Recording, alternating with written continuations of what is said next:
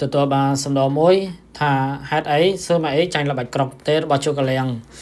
ហើយដើម្បីស្រាវចម្ងល់ហ្នឹងយើងក៏គួរតែមានសំណួរមួយពីរថែមទៀតថាហេតុអីបានជូកលៀងគាត់ហ៊ានលេងល្បិចក្រុមប្រទេស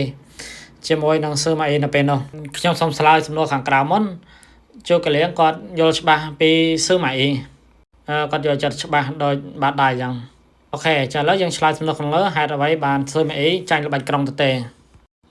មុននឹងឆ្លើយសំណួរហ្នឹងយើងត្រូវតែយល់ស្ថានភាពសើម៉ាអីឲ្យច្បាស់សើម៉ាអីចំពោះគាត់នៅក្នុងរាជការគឺជាស្ត្រីខាងក្នុង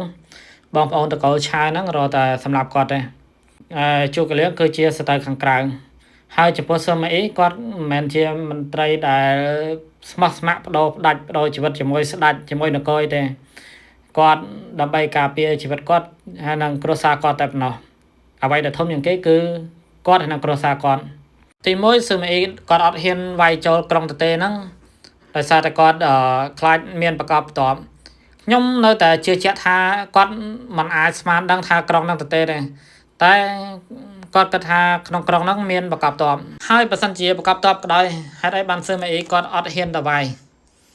គាត់វាយក៏អាចឈ្នះដែរទោះបីជាមានតបប្រកបមែនតែនក៏ដោយព្រោះថាសើម៉ាអីគាត់ជាទូទៅបើសិនជាប្រយុទ្ធទល់មុខជូកលៀងគាត់អត់មានប្រៀបលើជូកលៀងទេហើយអត់មានហេតុផលអីឲ្យគាត់លះបង់ជីវិតបថុយទៅវាយជាមួយជូកលៀងទេហើយទោះបីជាគាត់មានសង្ឃឹម7ភាគថាឈ្នះក៏ដោយក៏គាត់មិនបថុយដែរព្រោះហេតុអីជីវិតគាត់ជីវិតគ្រួសារគាត់អាស្រ័យទៅលើគាត់និងជូកលៀងនៅកន្លែងហ្នឹងបើសិនជាគាត់បថុយលើកទៅវាយជូកលៀងបើគាត់ចាញ់គឺចប់ហើយទាំងគាត់ទាំងគ្រួសារគាត់គឺចប់ហើយនឹងត្រូវគេបោះសម្អាតហើយតែបើសិនជាគាត់ឈ្នះវិញបើឈ្នះហ្នឹងកាន់តែយ៉ាប់ទៀតឲ្យតែគាត់សម្រាប់ជូកលៀងបានអញ្ចឹងគាត់វាលែងមានន័យទៀតហើយតកូលឆាវហ្នឹងរកលេសតែសម្រាប់គាត់ហើយសើម៉ាអីចំពោះតកូលឆាវហើយចំពោះនគរអ៊ុយហ្នឹងគាត់មិនមែនស្មោះត្រង់ដូចជាស៊ីងអ៊ីទេស៊ីងអ៊ីគាត់ស្មោះមកឆាវមកជីវិត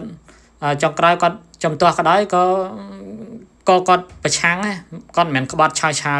គាត់នៅតែស្មោះមកឆាវអញ្ចឹងហើយសង្គ្រាមហ្នឹងបើសិនជាស៊ីងអ៊ីវិញគឺប្រកាសជាវាយចូលហើយអត់មានហេតុផលអីគាត់ត្រូវដកថយបើទោះជាវាយចូលទៅគាត់អាចប្រឈមមុខនឹងគ្រោះថ្នាក់ដល់ជីវិតក៏គាត់វាយចូលដែរតែសើម៉ាអីគាត់អត់មានទៅត្រូវបន្ថយជីវិតនឹងការវាយទេសំណួរសង្កត់ធ្ងន់មួយទៀតថាសើម៉ាអីគាត់អាចដឹងថាក្នុងក្រុងហ្នឹងទេអត់ចំណុចហ្នឹងគឺច្បាស់ណាស់គឺគាត់មិនគិតថាក្រុងហ្នឹងទេគឺមានបកបទាហានអ្វីដែលចាញ់គឺគាត់ស្មានកំណត់ជូកលៀងអត់ត្រូវតែត្រង់អត់វាយចូលគឺជាផែនការច្បាស់លាស់របស់គាត់អត់មានហេតុផលថាវាយចូលទេហើយមានសំណួរមួយទៀតយើងអាចសួរថាឧទាហរណ៍ណាបើសើម៉ាអីគាត់ដឹងថាក្រុងហ្នឹងទេមែនគាត់វាយអត់ខ្ញុំនៅតែគិតថាគាត់អត់វាយក្រុងទេគាត់ដឹងច្បាស់ថាក្រុងទេក៏គាត់អត់វាយដែរតែកន្លែងហ្នឹងគឺខ្ញុំគិតថាគឺគាត់អត់ដឹងទេអត់ដឹងថាក្រុងទេគាត់គិតថាគាត់ចាញ់កំណត់ជូកលៀងខ្លាំងគឺត្រង់ហ្នឹងហើយដែលជូកលៀងគាត់ហ៊ានលេងល្បិចក្រុងទេមួយសើម៉ាអីហ្នឹងគឺគាត់យល់ច្បាស់ពីសើម៉ាអីគាត់យល់ច្បាស់ថាសើម៉ាអីអត់មាននគរអត់មានស្ដេចឯណាធំជាងជីវិតគាត់ជីវិតគ្រួសារគាត់ទេនិយាយខ្លីទៅគាត់ស្រឡាញ់ជីវិតគាត់ហើយណាស្រឡាញ់គ្រួសារគាត់ជាងស្រឡាញ់នគរស្រឡាញ់ស្ដេចហើយទី2នោះគឺជូកលៀងគាត់អត់ខ្លាចស្លាប់តែសើម៉ាអីគាត់ខ្លាចស្លាប់អញ្ចឹងគាត់យល់ច្បាស់ពីទឹកចិត្តរបស់សើម៉ាអីអញ្ចឹងគាត់ហ៊ានលេងល្បិចក្រុងទេជាមួយនឹងសើម៉ាអីហើយចំពោះការប្រុងប្រយ័ត្នរបស់សើម៉ាអីគឺត្រឹមត្រូវរបស់គាត់ព្រោះថារាល់ការច្បាំងគ្នាតទល់គ្នាគាត់អត់អាចមានប្រៀបលើជូកលៀងទេរហូតចុងក្រោយជាប់នៅក្នុងសួរសាទហ្វានគង់តែមានភ្លៀងធ្លាក់បើកងអីហ្នឹងគាត់ក៏មិនអាចរស់ជីវិតដែរ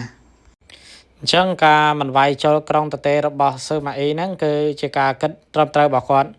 ដើម្បីការពារអាយុជីវិតរបស់គាត់ក្រុមគ្រួសាររបស់គាត់មិនមែនជារឿងចៃដន្យទេទោះហេតុផលមួយណាក៏គាត់អត់ត្រូវវាយដែរកត្តាទាំងអស់ហ្នឹងហើយដែលធ្វើឲ្យល្បិចក្រុងទេហ្នឹងគឺល្បីរាប់ពាន់ឆ្នាំតែម្ដងហើយវាគឺជាល្បិចចិត្តសាស្ត្រមួយដ៏ខ្លាំងសម្រាប់គោប្រយុទ្ធទាមទារឲ្យយើងយល់ច្បាស់ពីទឹកចិត្តដៃគោប្រយុទ្ធយើងឲ្យបានច្បាស់